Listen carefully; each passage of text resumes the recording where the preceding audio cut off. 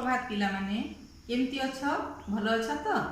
आज आमे तृतीय श्रेणी साहित्य बहिर टिकी फुलटीर बास पद्यटी को पढ़िबा। पिला माने कहिल एटा की फुल? टगर। एटा की फुल? मंदार। फुल केते छोट।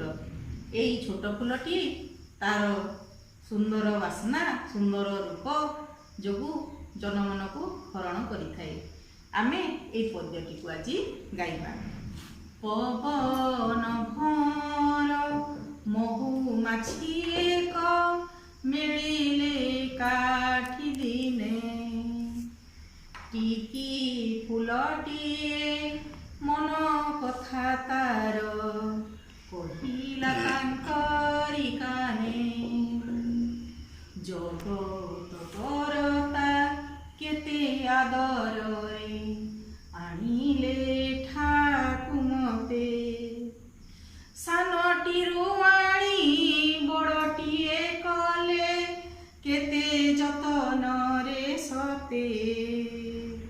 भावना तांकर अटई अपार किओ बापारी बकली, तांक मन जानी करम करिले दियंती करुणा ढाली।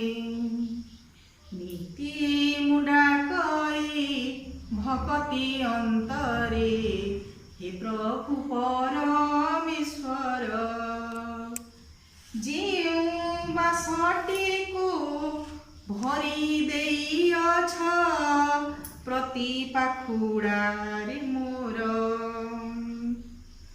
सेही बासना को बितरिबा पाई दियो मो मन रे बल, तोसी जनमन होइबी मु धन्य जीथिबी जेते काल। पिला माने गीतटी को तो सुनिल। एई टिकी फुलटीर बास पद्यरे पवन भंवर एवं महुमाछी दिने एकाठी हेले। सेमानक आगरे टिकी फुलटीए तार मन कथा प्रकाश कला। जगत करता प्रभु परमेश्वर केते आदर ताकू एठाकू आनिछंती, सानटीरु पुणी बड़ करिछंती एवं केते जत्नर सहित समस्तंकु पाଳି थांती। तांकर भावना अपार अटे, केही हेले आमे कल्पना करि परिबा नाही।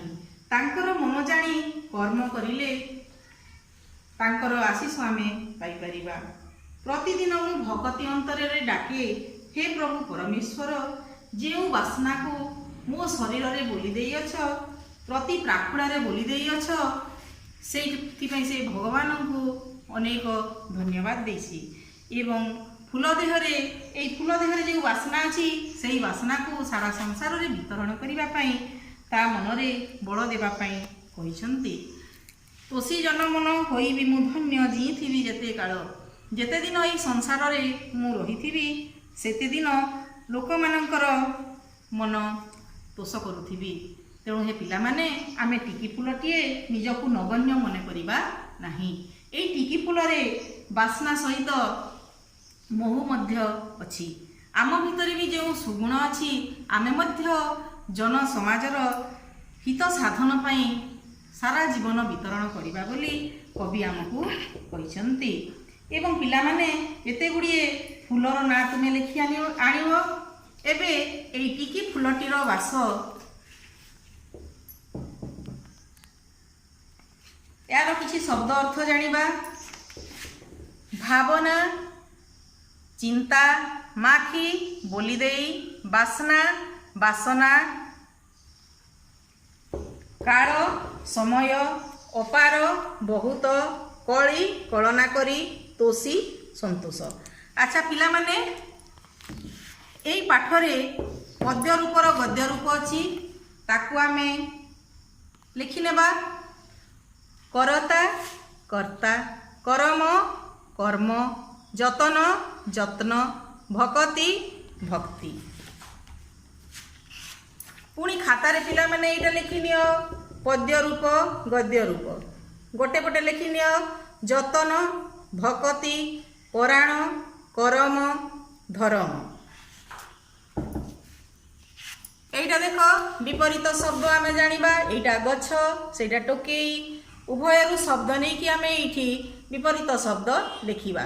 ভিতর বাহার সান বড় सरल जटिल मिलन विच्छेद जतन अजतन यार भितर शब्द अच्छी तमें यही फोटो देखिकी घरे खातार लिख यहीटा हूँ गोटे अक्षर अक्षर अक्षर थी कोठरी बाक्स यू आम नहीं शब्द गढ़ा जमी कमार बासना बासना तरु लता बात माली सरु यहीपरी पिला माने आमे घरे कोठरी काटी विभिन्न शब्द गठन करि परिबा। अच्छा पिला माने एई टिकी फुलटीर बास जो पढ़िले ताकु नेकी मु केतोटी प्रश्न तुम मानकु पचारुछि। फूल सहित केउ मानकर देखा हैला? भौर महुमाछी को किए मन कथा कहिला?